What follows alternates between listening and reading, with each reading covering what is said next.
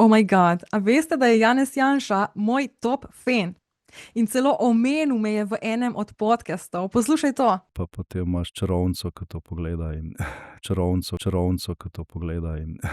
In ne samo to, na nekem pohodu je celo nosil kapo z mojo letnico rojstva.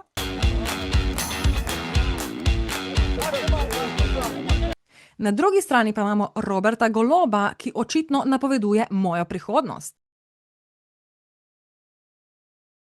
In ne samo to, celo krade moje prispodobe.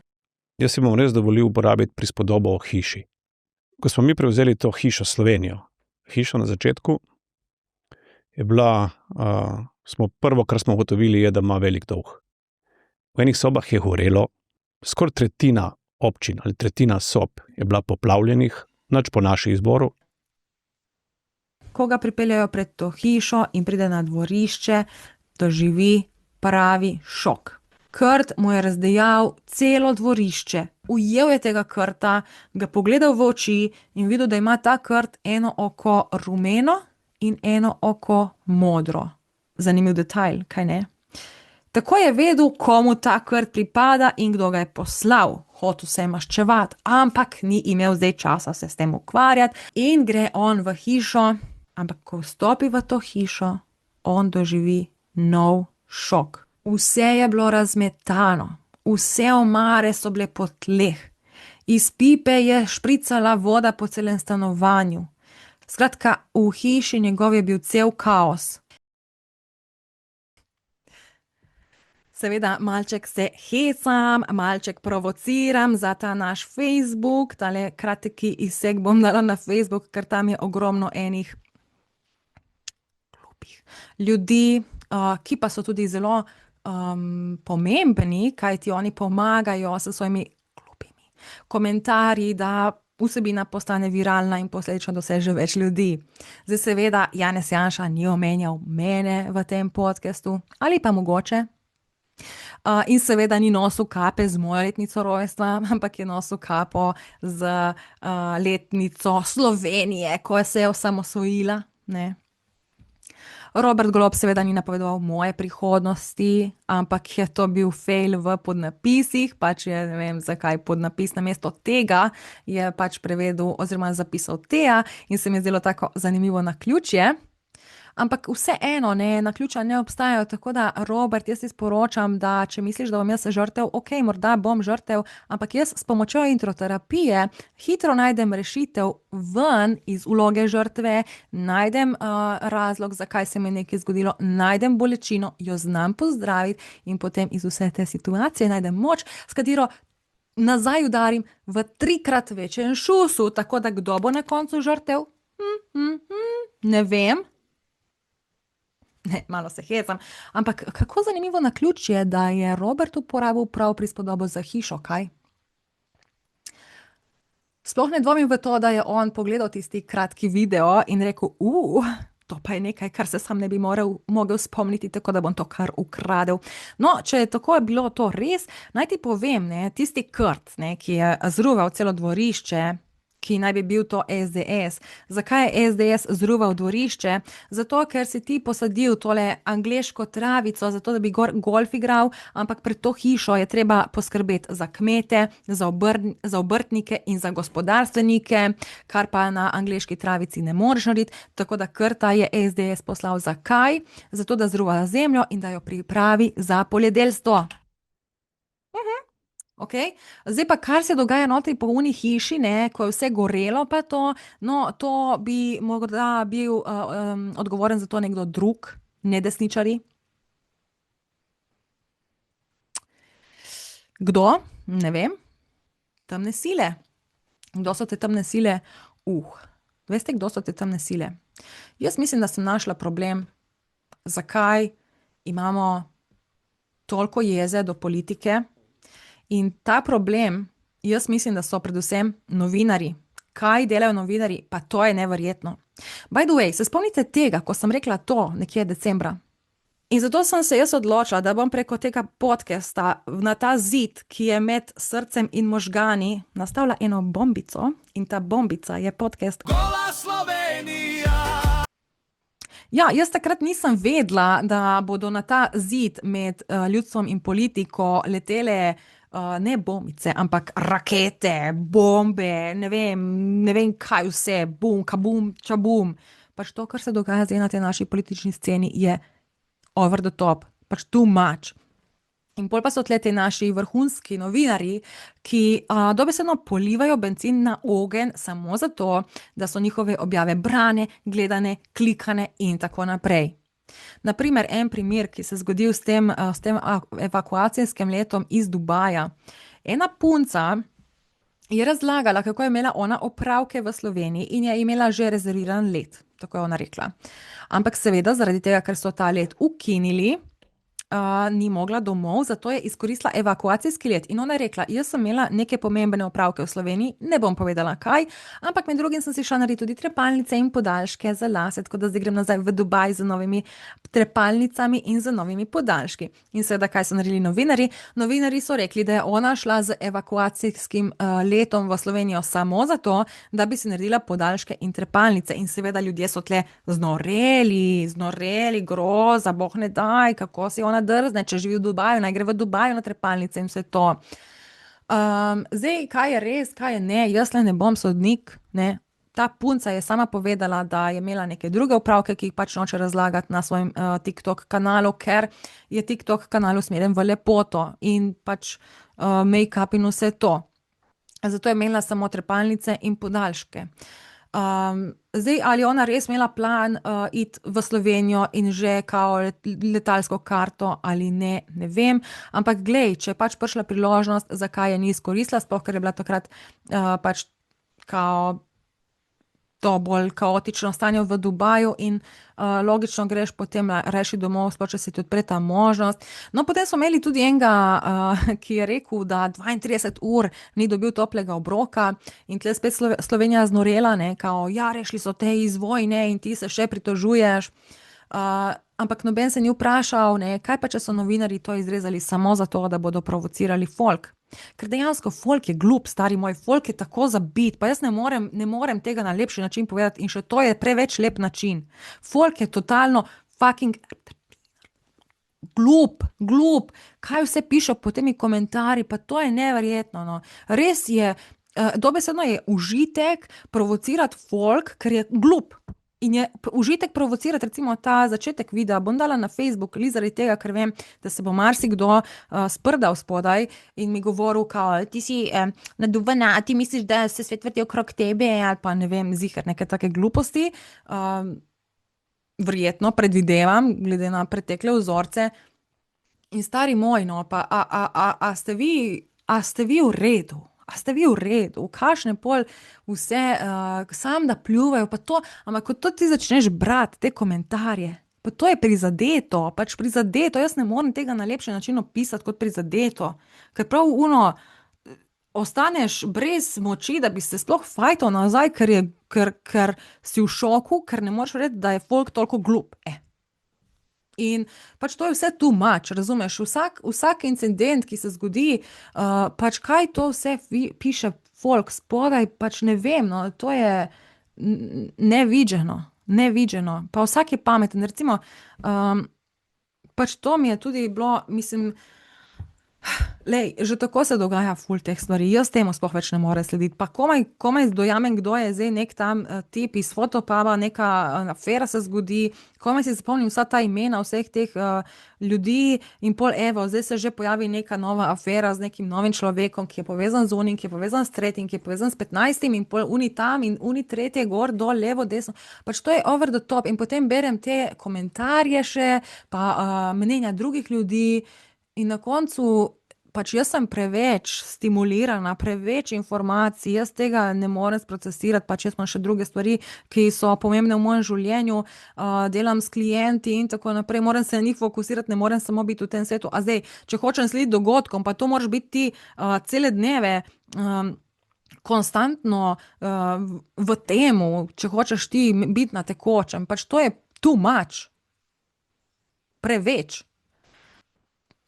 Kar mene moti, ne, je to, recimo jaz pogledam neko soočenje in lepo vse analiziram, pogledam, raziščem, opazujem energije in si ustvarim mnenja, zapišem svoje opažanja, da bom komentirala, ne. In pol hočem jaz to naslednji dan posnet ali pa čez par dni posnet, kakšno je moje mnenje glede teh soočenj, ampak pol pa berem različne objave na internetu, ne, in ko vidim, da ljudje, da so videli to, kar sem videla tudi jaz, oziroma da so se da smo si v mnogih pogledih skupni, potem mi na neki način pride ono, pa kaj bom zdaj še jaz snemala svoje mnenje, pa sej so ljudje dojeli, ne.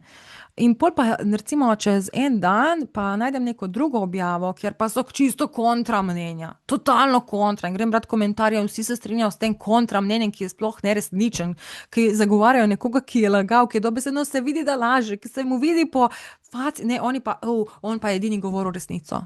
In pol sem jaz ono, what? A mi gledamo iste soočanja, iste podcaste, ali kaj se tle dogaja, jaz ne vem.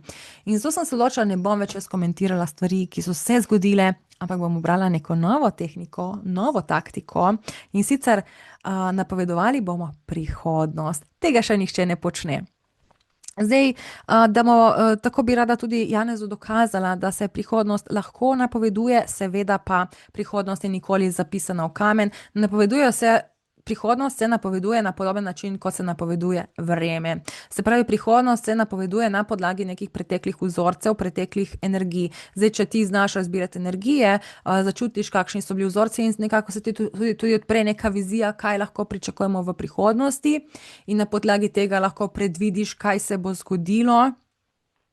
Seveda pa prihodnost je nikoli zapisana v kamen in je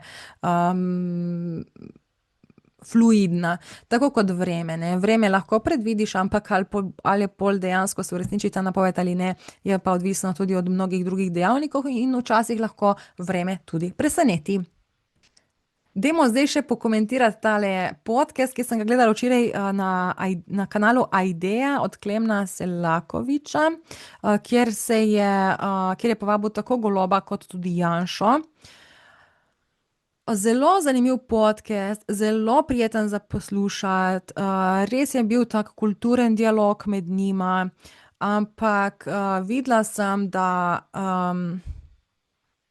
pač v mojih očeh se je Janez zelo izkazal, sicer sem ga dobila na parih točkah tako malo, Janči, kaj delaš, kaj govoriš, kaj? Ampak je bilo to tako zelo minorno, zelo je bil on tak korekten. Fokusiral se je dosti na preteklost, ampak meni iskreno se to zdelo prav. Tudi se je v bistvu preko tega razjasnilo, zakaj je problem v naši politiki med levim in desnim polom, recimo med drugim zato, ker je prišel Golob v politiko iz inata, iz nekega maščevanja, in logično, če prideš ti iz nekega maščevanja, kako bo potem uspešno sodelovanje, in če ni sodelovanja znotraj Državnega zbora, kako bo potem uspešna Slovenija, kako bodo potem ljudje srečni. In tle Golob naredil eno veliko napako, da v bistvu ni sprejel sodelovanja z Janezom, da je prišel s tem nekim maščevalnim pristopom, tako kot mnogi levičarji, ne. Ker so mnogi levičarji malček tako tupi, da ne razumejo, da njihov pogled ni nujno 100% pravilen, ampak da je treba najti nek kompromis med enim in drugim polom. In zaenkrat je edini Anže Logar ta, ki dejansko to razume, se mi zdi. Čeprav tudi Janez Janša se mi zdi, da je nekako pristaš te smeri, da bi se pogajali, da bi v bistvu našli neko soglasje, vsaj tako sem jaz dobila občutek v tem podcastu. Kar pa se tiče Goloba, on je dosti nakladal, ne. Ni se hotel ozirati v preteklost, kar je zame vedno znak. Če se ti nočeš pogovarjati o preteklosti, pomeni, da nočeš priznati svojih lastnih napak, da nočeš v bistvu razčistiti nekih starih stvari, in če ti ne razčistiš stvari, ki si jih pometal pod preprogo, potem se to vleče naprej v prihodnost. Tako da to absolutno bi mogla ona dva se spet usesti in razčistiti preteklost, ne. In potem se lahko pogovarjamo o nekih prihodnostih, ampak ne tako, da vsak fantazira nekaj svojega, ampak da se v bistvu pogovarjata, kako bi lahko skupaj zapleli državo, z zavedanjem, ki ga ima tudi Janša, da prihodnosti ne moreš predvideti v smislu, da boš pa zdaj rekel, mi bomo pa to naredili v našem mandatu. Ker nikoli ne veš, kakšna kriza bo, kakšna vojna bo, kakšna nesreča katastrofalna se bo zgodila, naravna, ne. Nikoli ne moreš zares predvideti in zdaj neki fantazirati tja v 3 dni je ena brezvezna zguba cajta in samo neko samohvaljenje in jaz bi pa to naredil, jaz bi pa to, na koncu pa ne rata nič, zato ker pride covid, pride poplave, pride vojna in kaj boš zdaj, ne. Pač brez veze. Treba je v bistvu delati na tem, da se v prihodnosti ustvarja neko sodelovanje med levim in desnim polom in to je to. In to je v bistvu vse, kar sem jaz potegnila z tega podcasta. Drugega pa ne bom komentirala, ker je pač toliko ljudi že izražalo ta svoja mnenja in ko berem, ko sem prišla na eno objavo in berem spodaj komentarje, sem videla, da so vsi videli to kot jaz. Janša je bil korekten, pokazal je, da je on bolj inteligenten od tega našega Goloba, da Golob bluzi nekaj 3 dni in samo nekaj fantazira. Medtem ko pol sem našla kakšno drugo objavo na Facebooku in tista objava je hvalila Goloba in grem brat komentarje in tam vsi so na strani Goloba. In jaz sem bila ono, what the fuck? Kaj se to dogaja? Tako da jaz sem rekla, tle edino, kar lahko mi zaključimo, kar lahko iz tega povzamemo, je to, da je nujno potrebno, da se tako levi in desni pol končno začneta pogovarjati, se sprejemati različne poglede in ne se konstantno pljuvati. Recimo zdaj s to Palestino, ne. Janez Janša ima tukaj neko svoje mnenje in recimo njegovo mnenje, kot sem jaz razumela, je bolj usmerjeno v to, pač ja, bomo pomagali in vse, ampak najprej moramo mi poskrbeti zase, najprej moramo mi postati močna država, ne moremo mi pomagati, če smo šibki, če smo švoh, če nimamo česa dati. In s tem se strinjam, ja, pač je problem tam, vojna je katastrofa, to je treba nekako rešiti, ampak ali smo dejansko mi sposobni zdaj tle reševati, ali bi bilo boljše, da mi poskrbimo najprej zase, kar je ful pomembno v življenju. Recimo, tisti, ki ste kdaj leteli z letalom, dobro veste in marsikdo uporabi ta primer, ko si v letalu, stevardesa reče, če pride do nesreče, najprej dej masko sebi, ne svojemu otroku, najprej poskrbi zase in ko boš ti imel masko naštimano, šele potem pomagaj drugim. Se pravi, ko bomo mi dovolj samostojni, ko bomo res dovolj močna država, ki bo rasla, ki bo stabilna, kjer bo zelo malo revščine, ker bo malo ljudi na sociali, ker bo veliko zaposlenih ljudi, kjer bo gospodarstvo raslo, bo visok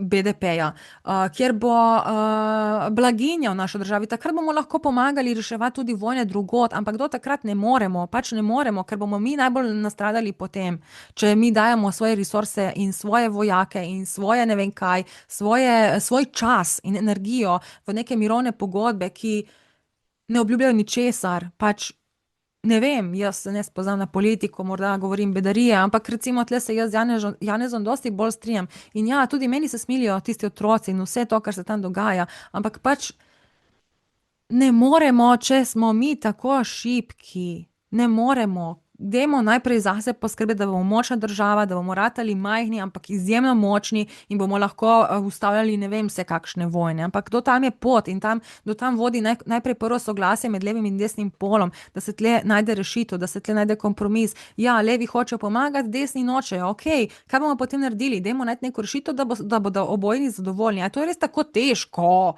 A je res to tako težko? In ne, in pol poslušaš Kordiša, ki pljuva po desnih in pol poslušaš tisto Karin Planinšek, ki pljuva po levih, sej jaz sem bolj na strani desnih, tako da tisti desni, ki pljuvajo po levih, sem jaz bolj se strinjam z njimi, ampak ja, to je spet moja pristranskost, ne, ker se vidim bolj sama sebe v tem desnem spektru, če že.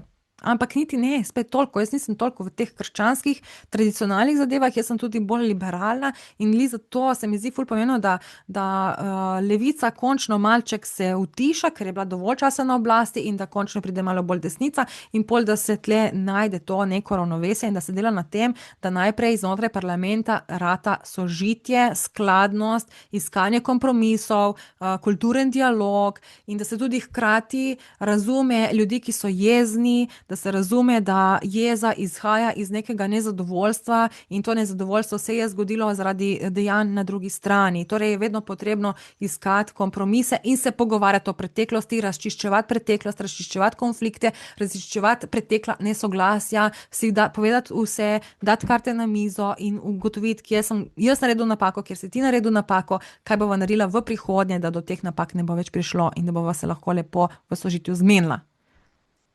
In če bi to znali ti naši politiki, bi bil svet lepši. Ne svet, pač naša Slovenija. In ja, posledično bi potem tudi naša Slovenija rasla, bogatela, ker se ne bi toliko kregali, jebo vas kreganje, to božje. In te novinarji, ki pol samo še nalivajo bencin na ogenj, s tem, ko povzemajo neke stvari in jih jemljajo ven iz konteksta, ali pa jih obrnejo po svoje samo, da ustvarijo boom efekt, wow efekt, da ljudje, te Slovenci, ki so željni drame, sami iščejo, kje bojo pucali te svoje ventile na komentarjih, potem najdejo te naslove in ma dej, idite vsi v božjo mater, ok, ajde, čau. In se vidimo v nedeljo z napovedovanjem prihodnosti, ker bom pogledala v dlan, ne, v kristalno kroglo. Čau.